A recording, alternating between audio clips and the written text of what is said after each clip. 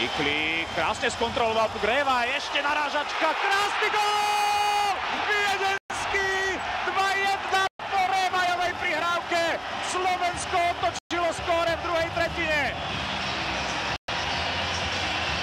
Z čistá jasná prišiel tento gólový blesk Mareka Viedenského, ale tá narážačka Revajovi, ktorý videl už hádam, ako sa Viedenský chystá striedať, ešte nebol ani na ľade a už vedel, že mu prihrá. Jednoznačne tento gól patrí Revajovi, pretože už v strednom pásme potiahol, prihral, nakoniec sa dostal k puku od Miklíka a už proste bol o sekundu dopredu myslením.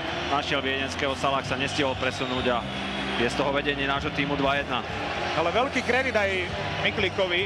V náročnej pozícii ukontroloval puk, dostal ho do pásma a do čistej pozície dal Revajovi a ten už mal tú svoju pohodičku, ten svoj čas na to, aby vymyslel naozaj geniálny pas na opačnú stranu. Marek Viedenský v prvom reprezentačnom zápase dokázal skórovať aj v prvom zápase na majstrovstvách sveta.